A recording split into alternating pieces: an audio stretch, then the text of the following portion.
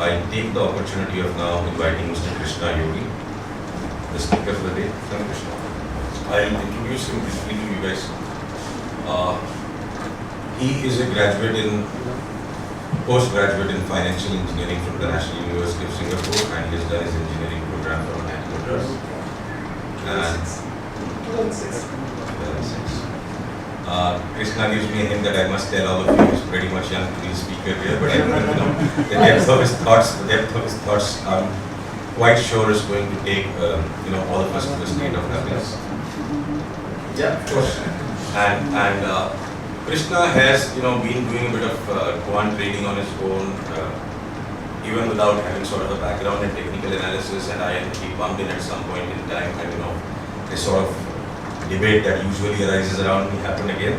So typically the financial engineers world over have had a way to dismiss technical analysis because it's mumboistic, jumboistic. It doesn't have so many nice, complicated, noodle-like formulae. Now, thing is, even with those formulae in mathematics, there's a lot of assumption involved.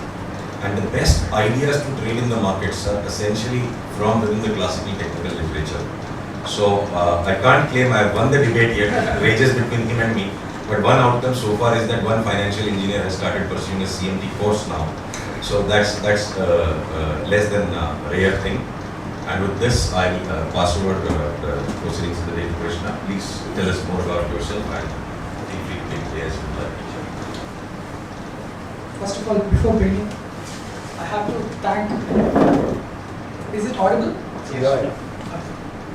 I have to thank every one of you for being here, especially ATMA and Mr. Sushil Kedia for giving me this wonderful opportunity. Before getting into the topic, I would like to explain you why we have come up with this topic. As you can see,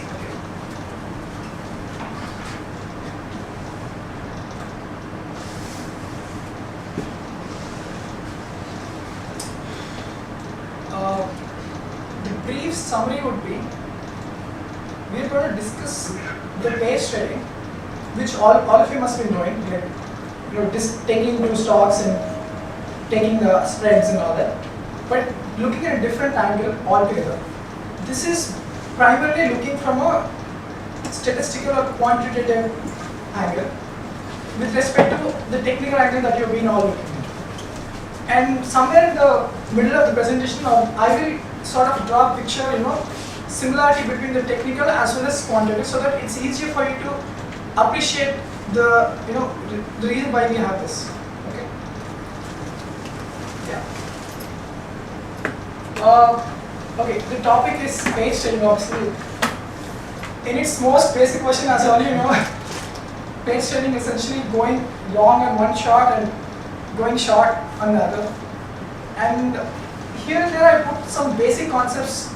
Please bear with me if you feel they're too basic. It's just that sort of the flow is smooth to understand. And I would like to keep this more like an open discussion rather than me just presenting. So if you have anything, any idea popping out, or things like that, please feel free to stop. I have a mic with me so I can pass on to you. So yeah, let's start off. Okay, the history is in 1980s. This was when there were no computers driving the trading algorithms and all that. This was, before the crash of 87, whatever. So Jerry Bumberger and has started off with the concept. The concept, even though was there in something like 60s, he was the one who actually pioneered the whole concept in Morgan Stanley, and obviously they made billions of dollars. So, and to go on to the flip side of it, you must have heard of long-term capital management, the infamous hedge fund, which blew off. Basically, they were also using the similar concept on the bonds, and when the Russians defaulted, they had to lose all the money and the government had to bail them out and all that. I'm just putting both of these in the same slide so that it's like there is an opportunity, at the same time you have to be cautious. That's my intention behind putting this. Yeah. Okay. So, briefly talking about in a big picture, there are three key components in the base trading idea. The first being market neutrality. So you're essentially long on one stock or short on another asset. So you're covered with a directional exposure. There is no directional exposure. And of course, the central theme of the whole base trading is that the concept is mean reversion. So if you take two stocks which are absolutely correlated, and then you just cannot make any profit because they're absolutely correlated. Now, if you take stocks which are totally uncorrelated, then it's all chaotic. You have no idea of what risk you're exposed to.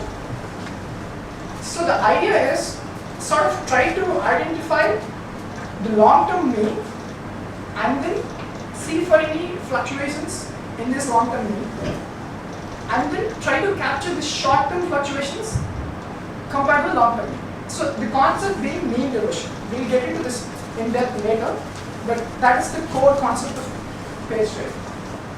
Yeah, the final thing is the statistical and technical analysis, which we'll discuss later.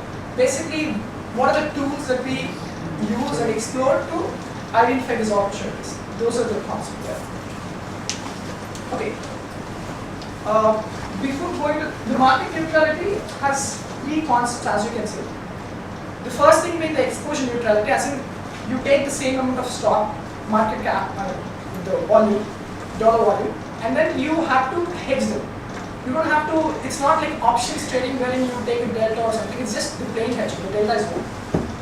So again, to cover up our risk, we are going to focus only on sector, a same sector. We're going to pick two stocks from the same sector so that the idea is to minimize the risk as much as possible. Okay, you must have all heard of beta, basically the correlation of any asset with the market. We're also looking at the beta neutrality. Basically the idea being we don't want too much difference in the beta so that the stocks blow off and end up in losses. So we are going to restrict the restrict the beta neutrality by 0.2. So if stock A has some beta, the stock B has to be plus or minus 0.2 from that.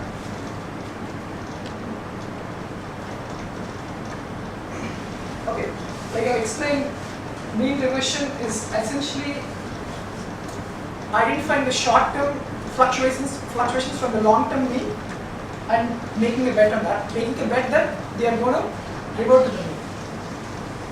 Of course, as you all can think, you can actually say that, okay, after it hits the mean, it is anyway going to go diverge, right? You can also bet on that fact. But the point is that it's difficult. You don't know when to stop. So it's always better to stop at the mean. Okay. The statistical component is a concept called co-integration. We are going to discuss in depth. So please bear with me for a few moments. The other concept being the technical analysis, which you must be aware of, the relative weights concept. Like we had a seminar in the last meeting, ATM meeting, where we discussed this in detail. So you can refer to that if you want.